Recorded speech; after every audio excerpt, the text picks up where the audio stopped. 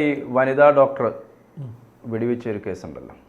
അപ്പോൾ ആ കേസിൽ പുതിയ വഴിത്തിരിവാണ്. വഴിത്തിരിവെന്ന് പറയുന്നത് ഈ വെടിയേറ്റ ഷിനിയുടെ ഭർത്താവ് സുജിത്ത്, ഇവർ തമ്മിലുള്ള അടുപ്പത്തിൻ്റെ പേരിലാണ് ആ കഥ അറിയാവുന്നതാണ്. അപ്പോൾ സുജിത്തിനെതിരെ പോലീസ് ഇന്ന് കേസെടുത്തിരിക്കുകയാണ്. റേപ്പ് കേസെടുത്തു. അതെ, എന്താണ് അതിൻ്റെ പുതിയ വിവരങ്ങൾ? നമ്മൾ ഇന്നലെ ഈ വിഷയം സംസാരിച്ചപ്പോൾ സ്ത്രീയുടെ ഡോക്ടറുടെ പേരൊക്കെ നമ്മൾ പറഞ്ഞു. ഇനിയിപ്പോൾ നമുക്കത് പേര് പറയാൻ പറ്റില്ല, നിയമം അത് അനുവദിക്കുന്നില്ല, ഇരയാണ്. അപ്പോൾ നമ്മൾ ഇന്നലെ സംസാരിച്ചപ്പോൾ കൂടുതലായും ഞാൻ പറഞ്ഞിരുന്നു ഇവർ തമ്മിൽ ഒരു ബന്ധമുണ്ടായിരുന്നു. ആ ബന്ധം ദീർഘകാലം നിലനിന്നിരുന്ന ഒന്നായിരുന്നു. പല മാധ്യമങ്ങളിലും ഞാൻ വായിച്ചത് ഇവരോടുള്ള പ്രണയം നിഷേധിച്ചു. ഇവർ എന്താ പറയുക, പ്രണയാഭ്യർത്ഥന നടത്തിയപ്പോൾ അത് അദ്ദേഹം വേണ്ട എന്ന് പറഞ്ഞു. അദ്ദേഹം ഈ കാര്യമല്ല അദ്ദേഹത്തിൻ്റെ ഭാര്യയെ അറിയിച്ചു. അതിന് ഉണ്ടായ പകയിലാണ് ഭാര്യയെ ആക്രമിക്കാൻ ശ്രമിച്ചത് എന്നൊക്കെയാണ് പല മാധ്യമങ്ങളും റിപ്പോർട്ട് ചെയ്തിരിക്കുന്നത്. അത് ശുദ്ധ തട്ടിപ്പാണ്, കള്ളത്തരമാണ്. ഇവർ തമ്മിൽ റിലേഷൻ ഉണ്ടായിരുന്നു. ഈ കൊറോണ സമയത്ത് വളരെ ഡീപ്പായിട്ടുള്ള റിലേഷൻ അത് നിലനിൽക്കുകയും ചെയ്തിരുന്നു. പ്രത്യേകിച്ച് ഇവരൊരു ഒരേ ആശുപത്രിയിൽ ജോലി ചെയ്തിരുന്ന ആളുകളായിരുന്നു, ഒരുമിച്ച് ജോലി ചെയ്തിരുന്ന 2 പേരാണ്. അത് PRO ആയിട്ടാണ് ഇദ്ദേഹം ജോലി ചെയ്തിരുന്നത്. അതുപോലെ തന്നെ അവിടുത്തെ ഡോക്ടറാണ്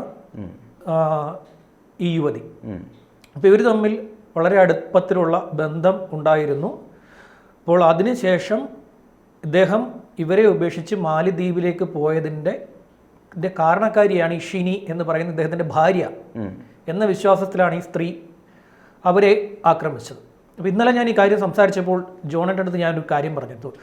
ഈ സ്ത്രീകൾ കുറ്റവാളികളായി മാറുമ്പോൾ ഉണ്ടാകുന്ന ഒരു പ്രശ്നം, അതായത് അവരിലേക്ക് എത്തുന്നു എന്ന് പോലീസ് എന്തെങ്കിലും ഒരു ഹിൻഡിട്ട് കൊടുത്തു കഴിഞ്ഞാൽ ഇവരിൽ ചിലർ കയറി ആത്മഹത്യ ചെയ്തളയും.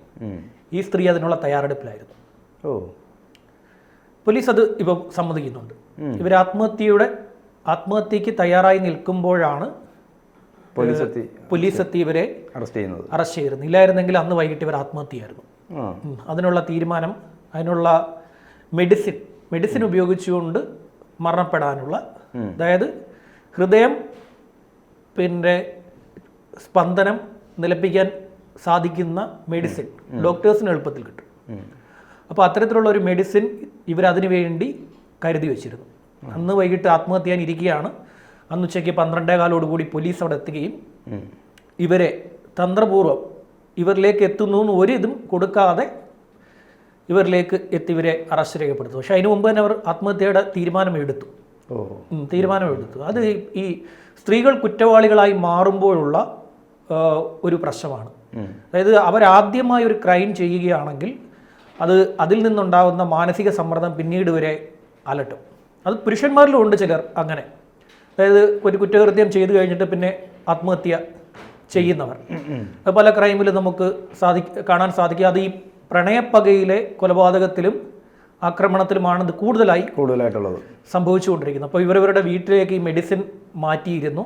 അവിടെ വെച്ച് ഇവർ ആത്മഹത്യ ചെയ്യാൻ തീരുമാനിച്ചിരുന്നു എന്നതാണ് പോലീസിൽ നിന്നും ഇപ്പോൾ ഏറ്റവും അവസാനമായി ലഭിക്കുന്ന വിവരം. അപ്പോൾ ഇദ്ദേഹം അവരുടെ സ്റ്റേറ്റ്മെൻറ്റ് ഇതാണ്: അവരെ നിരന്തരമായി ശാരീരികമായി ഉപയോഗിച്ചിരുന്നു. ഈ കൊറോണ സമയത്തൊക്കെ അവരെ നിരന്തരമായി ശാരീരികമായി ഉപയോഗിച്ചിരുന്നു.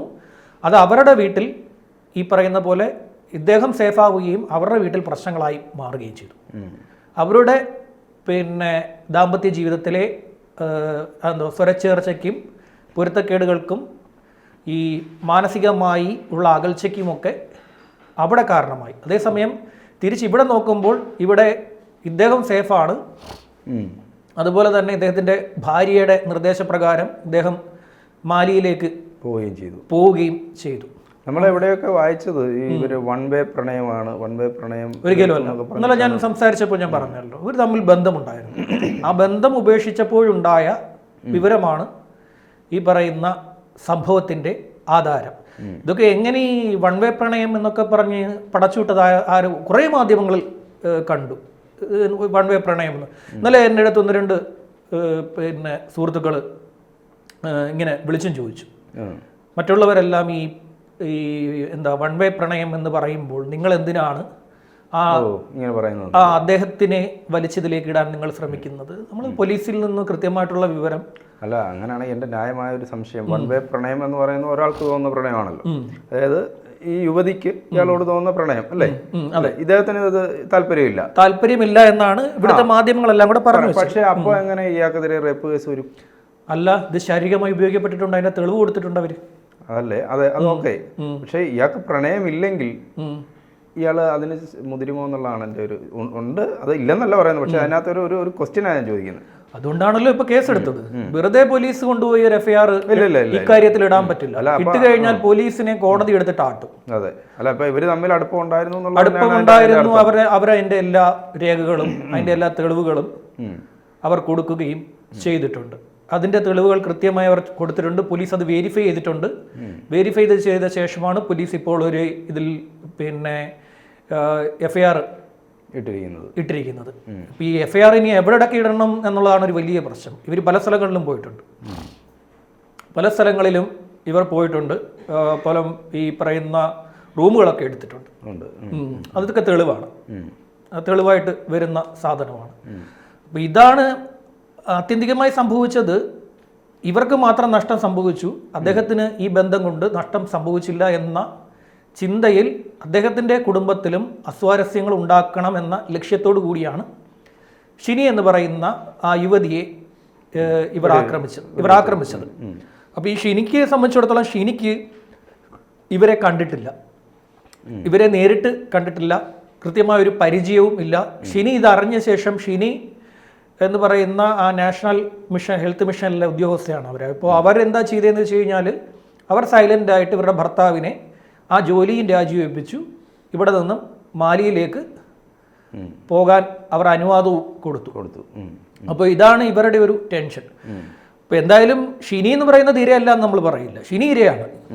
ഷിനി എന്ന് പറയുന്നത് അവരവരുടെ ഉത്തരവാദിത്വത്തിൽ നിന്നുകൊണ്ട് കുടുംബം തകരാതിരിക്കാനുള്ള ശ്രമമാണ് അവർ നടത്തിയത്. ഇവർക്കാണെങ്കിൽ ഇപ്പുറത്ത് നഷ്ടങ്ങൾ സംഭവിച്ചതിലെ മനോവിഷമവും പകയും. പക എന്ന് പറയുന്നത് ഈ സ്ത്രീയോടാണ്, ഈ സ്ത്രീക്ക് ഷിനിയോടാണ്. അപ്പോൾ ഷിനിയോട് പക വരുന്നതിലാണ് ഞാനും ഇങ്ങനെ ആലോചിച്ചു. അപ്പോൾ ഷിനിക്ക് കൊണ്ട് എന്തുകൊണ്ട് പക വരുന്നു? ആക്രമിക്കണമെങ്കിൽ, ഞാൻ ഇന്നലെ പറഞ്ഞപ്പോഴും ഞാൻ പറഞ്ഞല്ലോ, ആക്രമിക്കണമെങ്കിൽ അത് ചെയ്യേണ്ടത് തന്നെ ഉപേക്ഷിച്ചിട്ട് പോയ ഈ സുജിത്ത് എന്ന് പറയുന്ന ആളോടാണ്. ഷിനിയെ ആക്രമിക്കാനുള്ള കാരണം അന്വേഷിച്ചപ്പോഴാണ് ഈ ഷിനിക്ക് വേദനിച്ച സുജിത്തിന് വേദനിക്കും. അത് മാത്രമല്ല, ഷിനി ഒരു തടസ്സമാണ് എന്നുള്ള ചിന്തയും ആദ്യം വന്ന റിപ്പോർട്ടുകളൊക്കെ ആയിരുന്നു. ഞാൻ ഇന്നലെയൊക്കെ ഇത് സംബന്ധിച്ച് കുറേ കാര്യങ്ങൾ അന്വേഷിച്ചു. ഇപ്പം നമ്മളോട് ഇതൊക്കെ ആര് പറയുന്നു എന്നുള്ളതും പുറത്തു പറയാൻ പറ്റില്ല. അത് കണ്ട അന്നേരം അപ്പോൾ അതിലുണ്ടാകുന്ന ഒരു സാധനം എന്ന് വെച്ച് കഴിഞ്ഞാൽ ഇയാൾക്ക് നോവണം. ആർക്കാ? ഈ സുജിത്തിന്. അത് അയാൾക്ക് ഭാര്യയോടുള്ള ഭയങ്കര സ്നേഹമാണെന്ന് പറയും. അതേസമയം ഈ സ്ത്രീയോട്, ആ സ്ത്രീയെ ഈ യൂസ് ആൻഡ് ത്രോ ചെയ്തു എന്നുള്ളൊരു ചിന്തയും വന്നപ്പോൾ ഷിനിക്കിട്ട് എന്താ പറയുക, ഒരു ഇത് കൊടുത്തു കഴിഞ്ഞാൽ അയാൾക്കത് നോവുമല്ലോ എന്നുള്ള ഒരു ധാരണയിലാണ് ഇത് പോയി ചെയ്തത്. പക്ഷെ അതിനുശേഷം ഇവർ കടുത്ത തീരുമാനങ്ങൾ എടുക്കുകയും ചെയ്തു.